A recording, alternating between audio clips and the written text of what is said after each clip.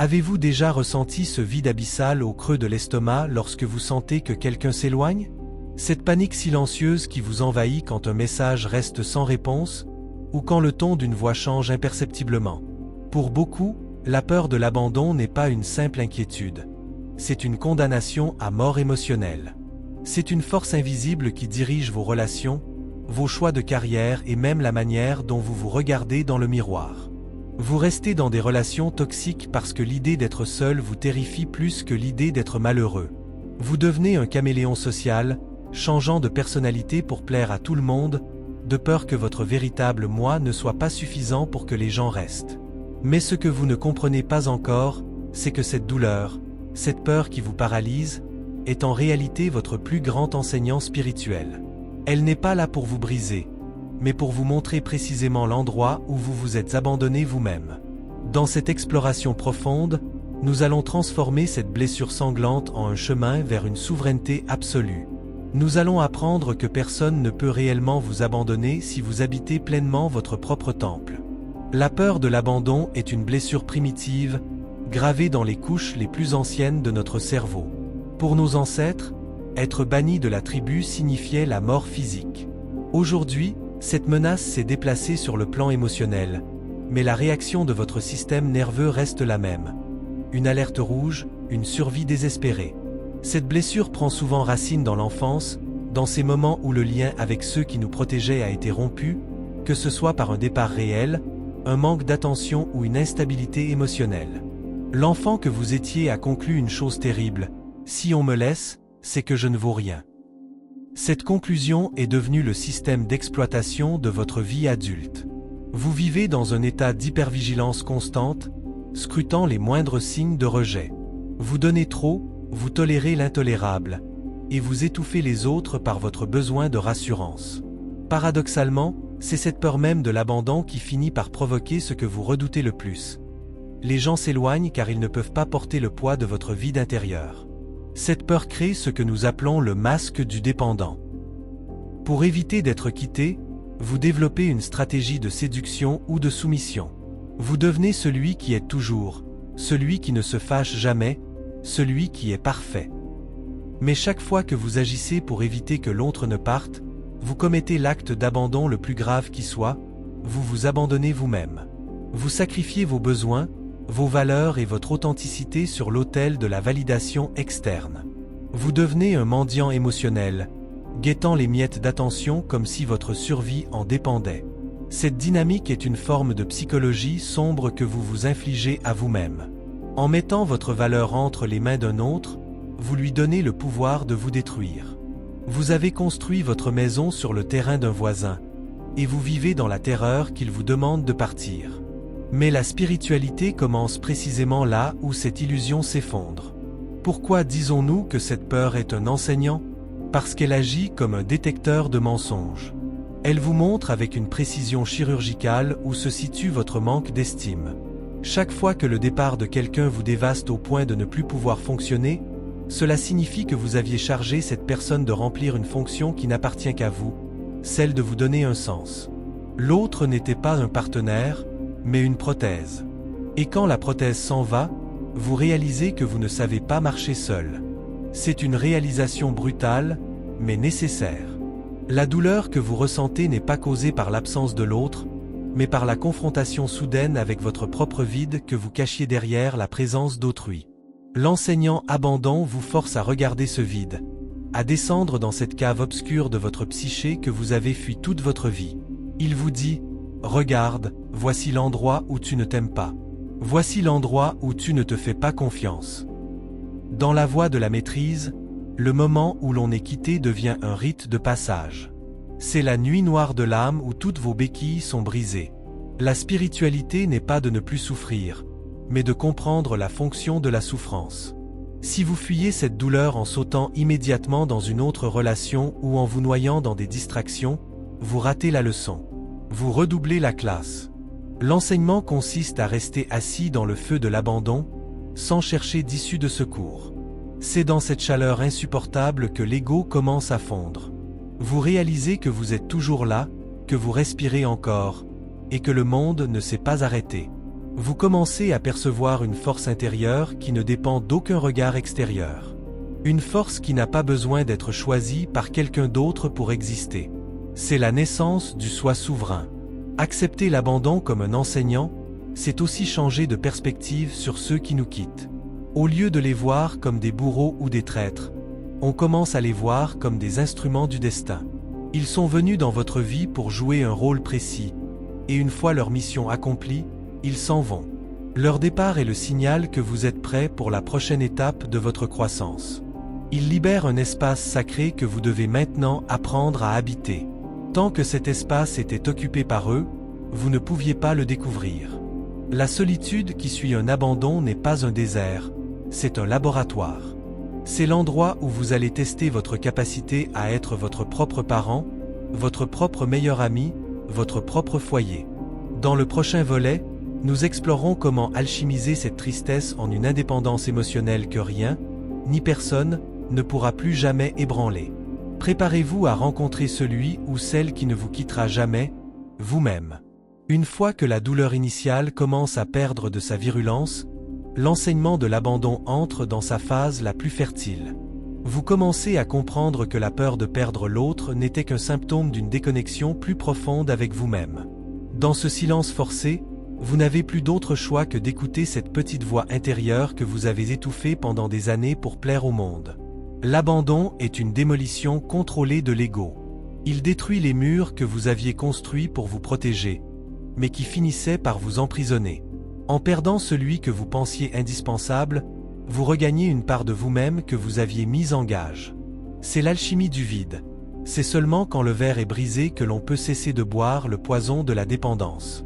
Vous réalisez que votre valeur n'était pas une marchandise que l'autre pouvait emporter dans sa valise en partant. Elle est une constante mathématique, une essence immuable qui n'a jamais quitté votre corps. Cette phase exige que vous fassiez face à votre propre ombre. L'abandon réveille souvent l'enfant blessé en nous, celui qui pleure parce qu'il se sent impuissant. Au lieu de chercher un nouvel adulte pour consoler cet enfant, la souveraineté spirituelle vous demande de devenir cet adulte. C'est ici que l'enseignement devient pratique. Vous apprenez à vous donner la sécurité, la validation et l'amour que vous quémandiez autrefois. Vous cessez de voir le départ des autres comme une preuve de votre insuffisance, et vous commencez à le voir comme une expiration nécessaire. Tout comme nous devons expirer l'air pour pouvoir inspirer à nouveau, certaines personnes doivent sortir de notre champ vibratoire pour que nous puissions grandir. Si vous essayez de retenir l'air dans vos poumons, vous finissez par vous étouffer. Il en va de même pour les relations. L'abandon est la respiration forcée de l'âme. Le piège le plus sombre de cette blessure est la quête de vengeance ou la fermeture du cœur. Beaucoup choisissent de devenir froids, cyniques, se disant « Plus jamais je ne laisserai personne s'approcher ». Mais ce n'est pas de la force, c'est de la lâcheté déguisée en armure. La véritable souveraineté, celle que l'abandon vient vous enseigner, consiste à garder le cœur ouvert tout en étant parfaitement autonome. C'est la capacité de dire « Je t'aime et ta présence embellit ma vie, mais si tu décides de partir, je resterai entier ». C'est une forme de détachement mystique. Ce n'est pas que vous n'aimez pas, c'est que vous n'avez plus besoin que l'autre soit le garant de votre existence. En intégrant cette leçon, vous brisez le cycle de la manipulation émotionnelle. Vous n'avez plus besoin de contrôler l'autre pour vous sentir en sécurité, car votre sécurité ne dépend plus de son emplacement géographique ou de son affection. L'abandon vous enseigne également la loi de l'impermanence. Tout dans cet univers est en mouvement. Tout naît, croît et finit par disparaître. En luttant contre l'abandon, vous luttez contre la nature même de la vie. L'attachement excessif est une tentative désespérée de figer le temps.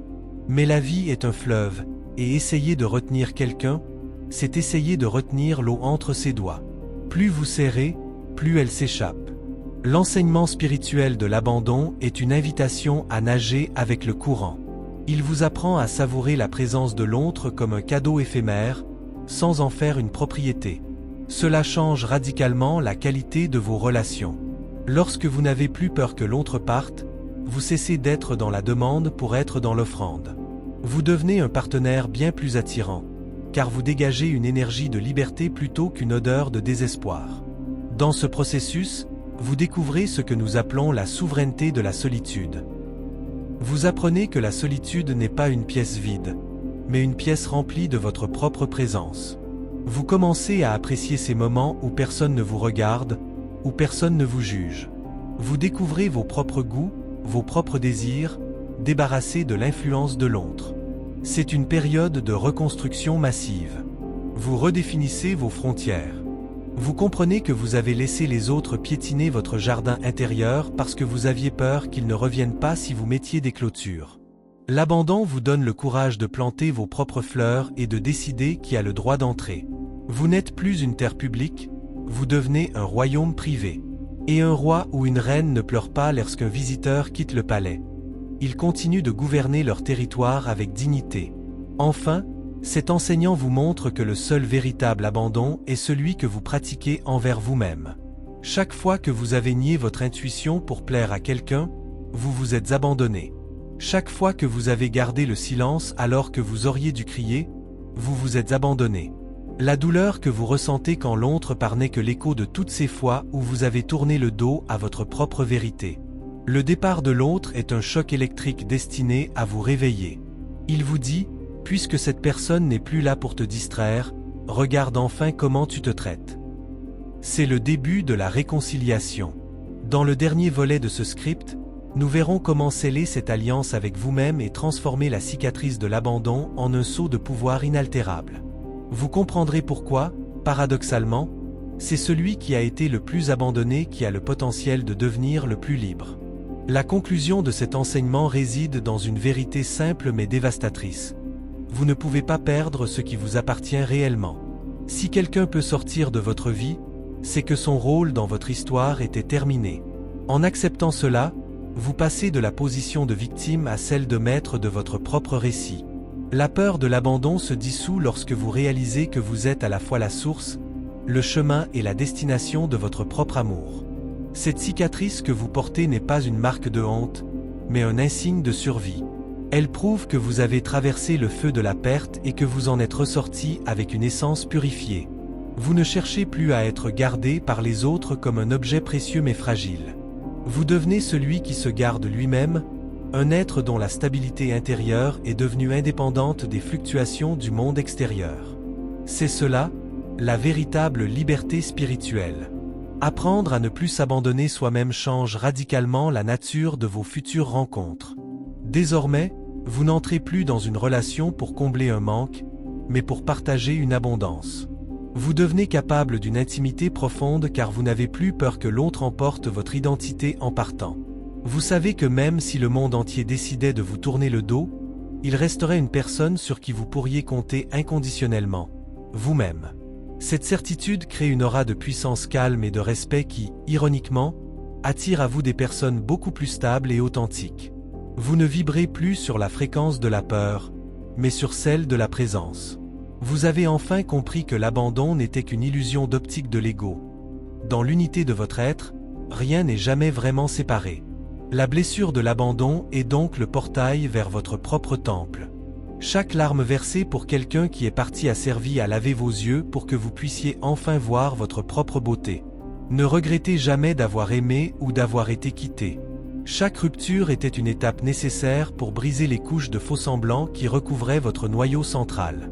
Aujourd'hui, vous vous tenez debout, non pas parce que personne ne vous a laissé, mais parce que vous avez appris à ne jamais vous laisser tomber. Vous avez transformé le traumatisme en sagesse, et l'anxiété en autorité. Vous êtes devenu inabandonnable, non pas parce que les autres resteront toujours, mais parce que vous avez enfin trouvé le chemin du retour vers vous-même. Votre maison est ici, dans votre propre souffle, dans votre propre cœur. Et cette maison a des fondations que personne ne peut ébranler. Nous arrivons au bout de ce voyage intérieur. Il est temps de laisser derrière vous l'enfant qui attendait que l'on revienne le chercher. Prenez-le par la main et montrez-lui que l'adulte que vous êtes devenu est capable de le protéger. Merci d'avoir eu le courage d'affronter cette peur avec moi aujourd'hui. Si cette vidéo a éclairé une part de votre histoire, partagez votre ressenti en commentaire. C'est en partageant nos ombres que nous créons une lumière collective. N'oubliez pas de vous abonner pour continuer ce travail d'alchimie psychologique. Restez souverain, restez entier. Et rappelez-vous que le plus grand voyage est celui qui vous ramène à votre propre centre. À bientôt pour une prochaine exploration des profondeurs de l'âme humaine.